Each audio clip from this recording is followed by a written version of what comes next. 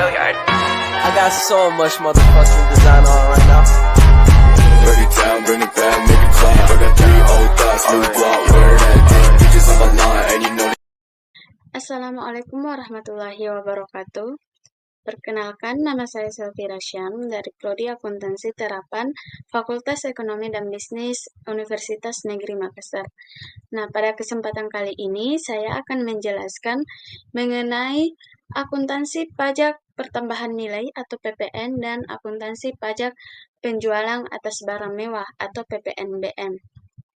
Oke, langsung saja kita masuk kepada materi pertama.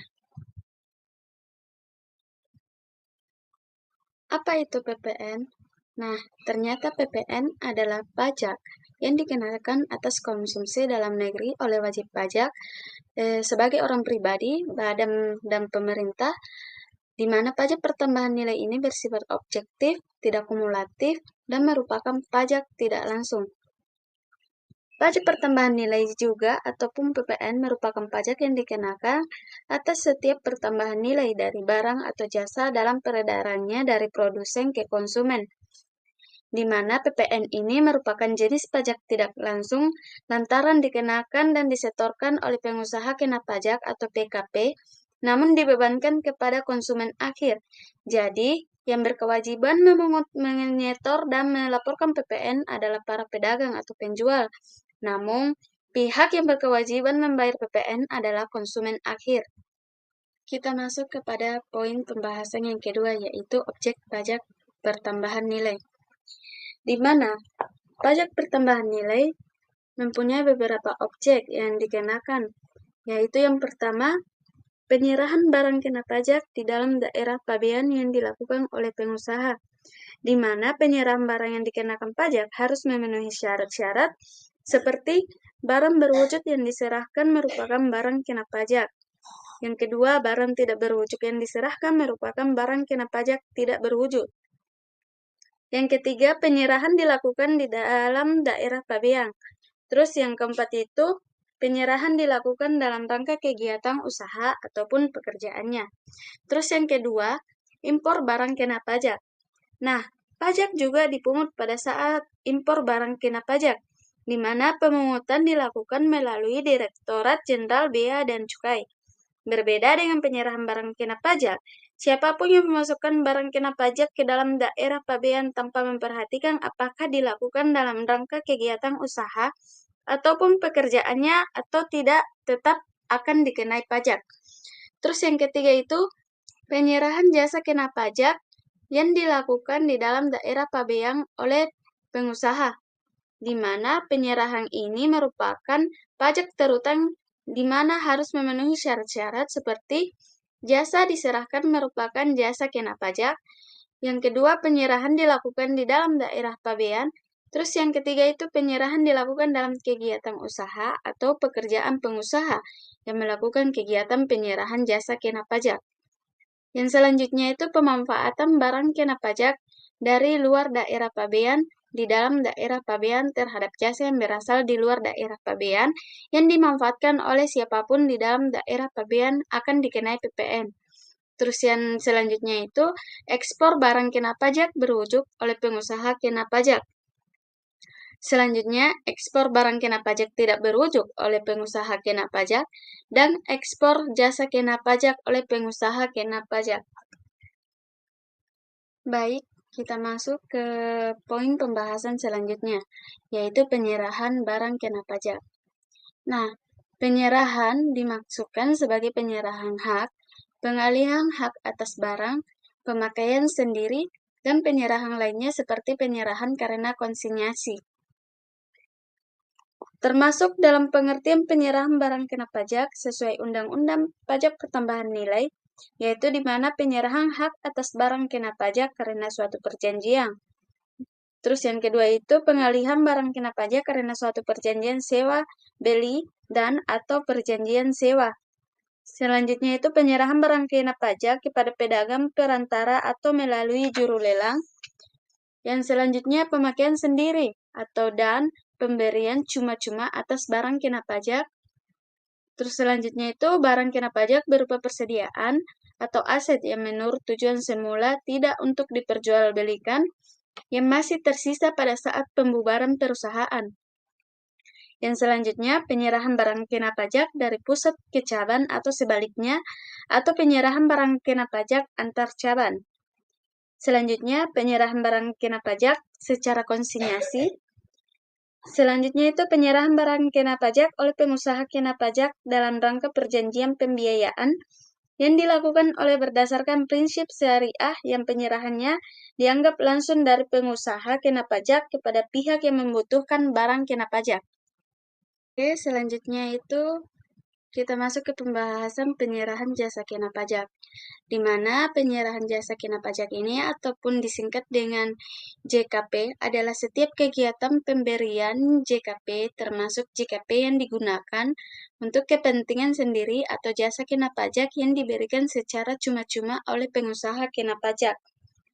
Pemakaian JKP untuk kepentingan sendiri ataupun pemberian JKP secara cuma-cuma termasuk dalam pengertian penyerahan JKP dengan pertimbangan untuk mempertahankan adanya perlakuan yang sama sebagaimana halnya pada pemakaian barang kena pajak. Nah, di sini itu untuk kepentingannya sendiri ataupun penyerahan barangnya secara cuma-cuma oleh pengusaha kena pajak, di mana beberapa aturan atas PPN jasa itu yang pertama ada jasa kustodian, di mana jasa ini merupakan jasa yang dilakukan oleh bank yang dapat berupa jasa penitipan, jasa settlement, jasa aksi korporasi, dan jasa registrasi. Terus yang kedua itu ada jasa customer credit, credit card, dan debit card, di mana berdasarkan Surat Edaran Nomor 34 PJ 53 1995 tanggal 1 Agustus 1995, jasa customer, credit card, dan debit card merupakan jenis jasa yang tidak dikenakan PPN, sehingga atas penyerahannya itu tidak terutan PPN. Terus yang ketiga itu di mana ada jasa penagihan listrik, telepon oleh bank, di mana jasa penagihan listrik dan telepon ini dilakukan oleh bank merupakan jasa yang tidak dikenakan PPN juga. Dengan demikian, atas penyerahan jasa penagihan listrik ini tidak mengurangi ataupun tidak terhutang oleh PPN. Yang terakhir itu ada jasa angkutan dan jasa ekspedisi muatan, di mana jasa ini merupakan salah satu kelompok jenis jasa juga yang tidak dikenakan PPN. Selanjutnya, kita masuk ke materi pajak penjualan atas barang mewah atau PPNBM, di mana PPNBM ini adalah singkatan dari pajak penjualan atas barang mewah. Pajak ini dikenakan atas penyerahan barang kena pajak yang tergolong mewah oleh produsen atau atas impor barang kena pajak yang tergolong mewah.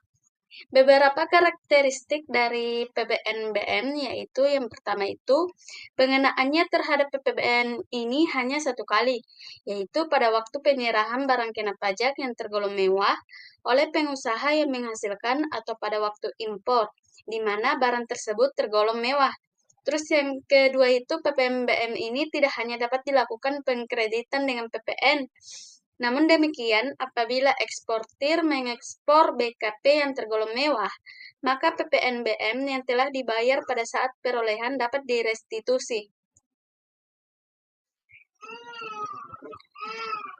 Objek penjualan atas barang mewah yaitu yang pertama penyerahan barang kena pajak yang tergolong mewah yang dilakukan oleh pengusaha yang menghasilkan barang tersebut di dalam daerah pabean dalam kegiatan usahanya atau pekerjaannya, dan impor barang kena pajak yang tergolong mewah. Selanjutnya yaitu tarif PPN dan PPNBM, di mana tarif PPN yaitu yang pertama tarif pajak pertambahan nilai sebesar 10%, di mana tarif PPN yang berlaku atas penyerahan barang kena pajak atau penyerahan jasa kena pajak adalah tarif tunggal, sehingga mudah dalam pelaksanaannya dan tidak memerlukan daftar penggolongan barang ataupun penggolongan jasa. Terus yang kedua itu tarif pajak pertambahan nilai atas ekspor barang kena pajak sebesar 0%, di mana pajak pertambahan nilai adalah pajak yang dikenakan atas konsumsi barang kena pajak di dalam daerah pabean. Oleh karena itu terhadap barang kena pajak yang berwujud yang diekspor, barang kena pajak yang tidak berwujud dari dalam daerah pabean yang dimanfaatkan di luar daerah pabean, terus jasa kena pajak yang diekspor termasuk jasa kena pajak yang diserahkan oleh pengusaha kena pajak yang menghasilkan dan melakukan ekspor barang kena pajak atas dasar pesanan ataupun permintaan dengan bahan atas petunjuk dari pemesan di luar daerah pabean sehingga dikenai pajak pertambahan nilai dengan tarif 0%. Selanjutnya kita masuk kepada pajak masukan dan pajak keluaran. Nah, dalam perhitungan PPN dan PPNBM, kita harus mengetahui apa itu pajak masukan dan apa itu pajak keluaran. Nah, pajak masukan itu adalah pajak pertambahan nilai yang seharusnya sudah dibayarkan oleh pengusaha kena pajak karena perolehan barang kena pajak. Barang kena pajak ini tidak berwujud dari luar daerah pabean, pemanfaatan jasa kena pajak dari luar daerah pabean, ataupun impor barang kena pajak. Misalnya, kita membeli handphone, terus pada saat pembelian handphone kita dikenakan PPN. Nah, PPN itu sebagai kita yang membeli handphone itu adalah pajak masukan. Sedangkan untuk pajak keluaran itu adalah pajak pertambahan nilai terutang yang wajib dipungut oleh pengusaha kena pajak yang melakukan penyerahan barang kena pajak. Maksudnya di sini itu misalnya ketika saya telah membeli handphone, setelah saya membeli handphone itu saya menjualnya kembali. Nah, dalam penjualan itu saya wajib untuk memberikan PPN kepada pembeli. Maka PPN itu termasuk dalam saya itu pajak keluaran. Jadi perbedaan dari pajak masukan dan pajak keluaran itu, yaitu pajak masukan adalah pajak yang terjadi ketika kita membeli barang, sedangkan pajak keluaran itu adalah pajak yang terjadi ketika kita menjual barang ataupun jasa. Selanjutnya kita masuk pada akuntansi pajaknya, di mana terdapat dua akun pada akuntansi pajak dalam PPN dan PPNBM, yaitu yang pertama itu akun pajak masukan, di mana akun ini untuk mencatat besarnya pajak masukan yang dibayar atau dipungut atas terjadinya transaksi pembelian.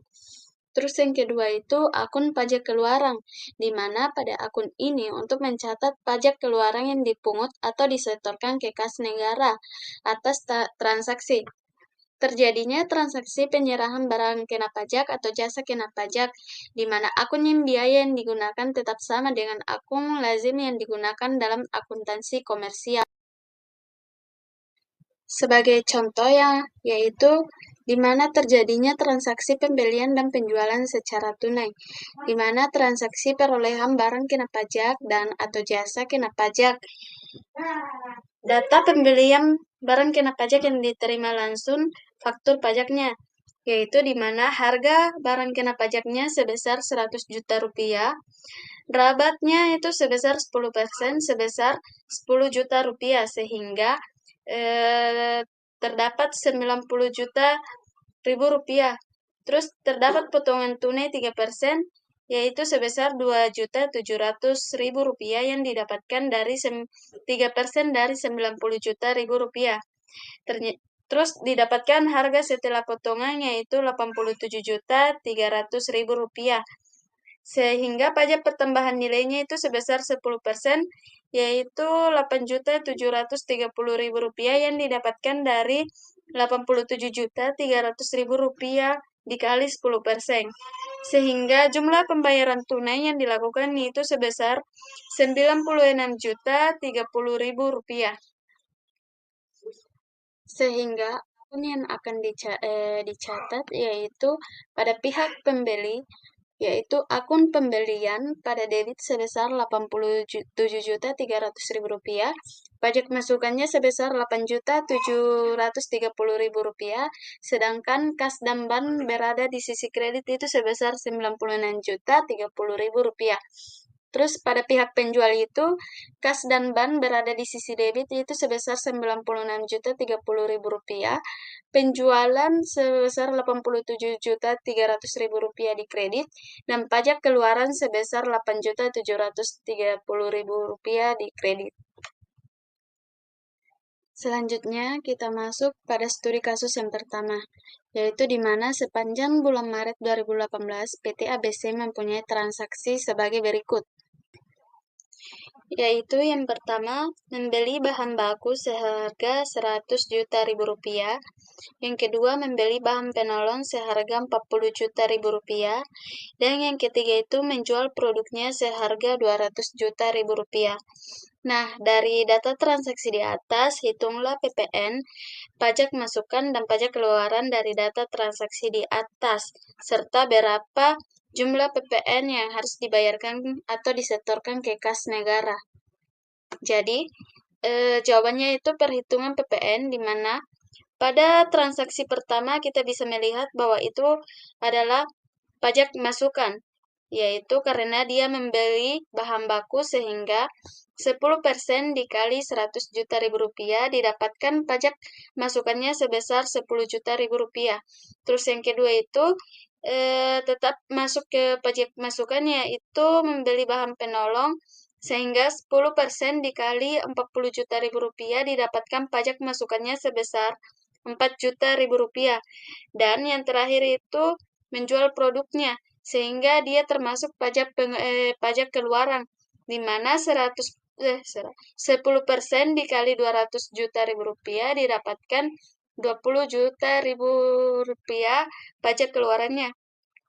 Sehingga perhitungan PPN-nya itu yaitu jumlah pajak keluaran sebesar 20 juta ribu rupiah dikurangi jumlah pajak masukannya itu sebesar 14 juta ribu rupiah. Sehingga PPN kurang bayarnya sebesar 6 juta ribu rupiah. Nah, jumlah PPN kurang bayar inilah yang harus disetorkan ke kas negara sebesar 6 juta ribu rupiah. Oke, selanjutnya untuk studi kasus yang kedua itu, di mana Bapak Andi sebagai pengusaha kena pajak atau PKP menjual barang kena pajak kepada Bapak Budi sebagai pengusaha kena pajak juga seharga 10 juta ribu rupiah. Nah, atas penyerahan barang ini, Bapak Andi wajib memungut PPN pada Bapak Budi. Kemudian, Bapak Budi menjual kembali barang tersebut kepada Ibu Cantika dengan harga 12 juta ribu rupiah. Atas penyerahan barang ini, Bapak Budi juga wajib untuk memungut PPN pada Ibu Cantika. Nah, berapakah jumlah PPN yang harus dibayar oleh Bapak Budi kepada Bapak Andi dan Ibu Cantika kepada Bapak Budi, serta berapa jumlah PPN yang harus dibayarkan ke kas negara? Nah, jawabannya itu yaitu pertama perhitungan PPN-nya, di mana PPN yang dibayar oleh Bapak Budi kepada Bapak Andi itu sebesar 10% dikali 10 juta ribu rupiah, sehingga PPN yang harus dibayar Bapak Budi kepada Bapak Andi itu sebesar 1 juta ribu rupiah sebagai pajak masukan dari Bapak Budi. Terus yang kedua itu PPN yang dibayar Ibu Cantika terhadap Bapak Budi itu sebesar 10% dikali 12 juta ribu rupiah, sebesar itu 1.200.000 rupiah sebagai pajak keluaran untuk Bapak Budi karena telah menjual barangnya. Sehingga perhitungan PPN Bapak Budi itu yang pertama itu jumlah pajak keluarannya sebesar 1.200.000 rupiah, terus jumlah pajak masukannya itu sebesar 1 juta, sehingga PPN kurang bayarnya itu sebesar 200.000 rupiah. Nah, jumlah PPN inilah yang harus dibayarkan Bapak Budi ke kas negara itu sebesar 200.000 rupiah. Selanjutnya, kita masuk kepada studi kasus ketiga, di mana PT Permata merupakan pengusaha kena pajak yang menjual elektronik di Bandung selama Agustus 2020. Nah, PT Permata ini melakukan berbagai transaksi, seperti yang pertama itu penjualan secara langsung kepada konsumen sebesar 1.600.000.000 rupiah. Terus yang kedua itu mengimpor barang elektronik dengan nilai impor sebesar 800 juta ribu rupiah. Terus yang ketiga itu penyerahan barang kena pajak yakni barang elektronik kepada pemerintah Kota Bandung sebesar 660 juta ribu rupiah, di mana harga tersebut sudah termasuk PPN. Terus yang terakhir itu membeli sebuah mobil box untuk mengangkut barang dengan harga 550 juta ribu rupiah dan harga tersebut sudah termasuk PPN. Nah, dari transaksi-transaksi yang terjadi di atas, maka hitunglah PPN dari transaksi tersebut dan beberapa total PPN yang disetorkan ke kas negara. Baik, jadi jawaban dari transaksi sebelumnya yaitu di mana yang pertama, transaksi pertama itu kita bisa mengetahui bahwa itu adalah pajak keluaran karena PT Permata menjual barangnya kepada konsumen, sehingga PPN-nya itu sebesar 10% dikali 1.600.000.000 rupiah didapatkan sebesar 160 juta ribu rupiah pajak keluaran dari PT Permata. Terus yang kedua itu transaksi kedua yaitu PPN diketahui bahwa dia termasuk pajak masukan dikarenakan PT Permata mengimpor barang sehingga PPN-nya sebesar 10% dikali 800 juta ribu rupiah sehingga didapatkan pajak masukannya sebesar 80 juta ribu rupiah. Terus untuk yang transaksi ketiga itu yaitu dikatakan bahwasannya harga tersebut sudah termasuk PPN. Untuk menghitung PPN, pertama-tama kita harus menghitung dasar pengenaan pajaknya. Kita harus mengeluarkan unsur PPN-nya. Sehingga rumusnya itu 100 dibagi 110 dikali 660 juta 660 juta ribu rupiah itu sama dengan 600 juta ribu rupiah sehingga PPN-nya dapat dihitung sebesar 10% dikali 600 juta ribu rupiah didapatkan sebesar 60 juta ribu rupiah pajak keluarannya. Terus untuk transaksi yang keempat sama yaitu harga juga sudah termasuk PPN sehingga untuk mencarinya kita harus mengeluarkan unsur PPN-nya yaitu pertama kali kita harus mencari dasar pengenaan pajaknya dengan rumus yaitu 100 per 110 dikali 550 juta ribu rupiah sehingga didapatkan dasar pengenaan pajaknya itu sebesar 500 juta ribu rupiah sehingga PPN-nya yaitu 10% dikali 500 juta ribu rupiah sama dengan 50 juta ribu rupiah pajak masukannya. Sehingga total PPN yang harus disetorkan PT Permata ke kas negara yaitu pajak keluaran dikurangi pajak masukan. Sehingga pajak keluarannya yaitu 160 juta ribu rupiah ditambah 60 juta ribu rupiah. Terus dikurangi 80 juta ribu rupiah ditambah 50 juta ribu rupiah didapatkan yaitu sebesar 90 juta ribu rupiah. Sehingga PPN yang harus disetorkan PT Permata ke kas negara itu sebesar 90 juta ribu rupiah. Selanjutnya kita masuk ke studi kasus keempat, yaitu di mana SPKP ABC sebagai pabrikan barang hasil produksinya dengan harga jual sebesar 10 juta rupiah. Nah, barang tersebut merupakan baik barang kena pajak yang tergolong mewah dengan tarif PPNBM-nya itu sebesar 40%. Nah, berapakah PPN dan PPNBM atas penjualan barang kena pajak tersebut? Nah, tarif yang dikenakan itu sebesar PPN-nya itu sebesar 10% dikali 10 juta rupiah itu sama dengan 1 juta rupiah. Sedangkan PPNBM-nya itu sebesar 40% dikali 10 juta rupiah itu sama dengan 4 juta rupiah. Nah, sehingga PPN dan PPNBM yang dikeluarkan ABC itu sebesar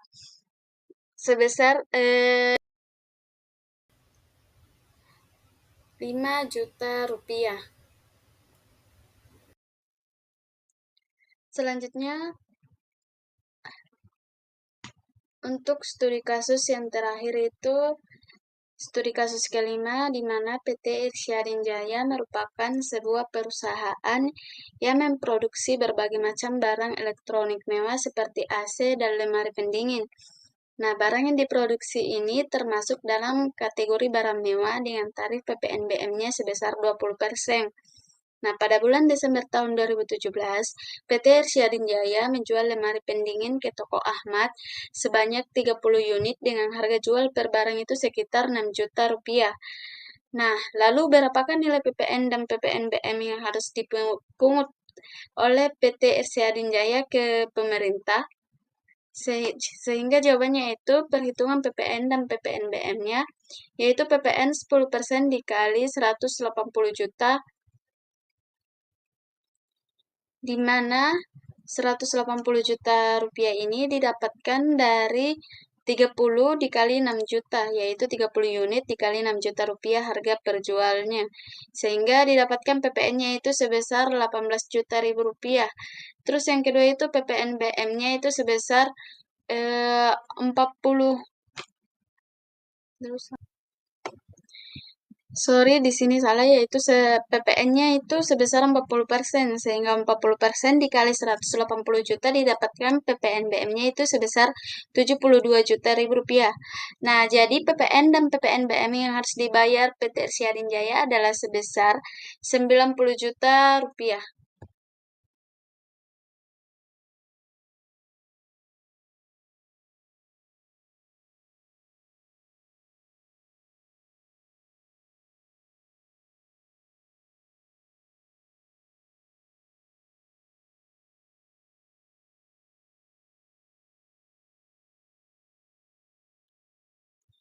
Itulah yang dapat saya sampaikan pada kesempatan kali ini.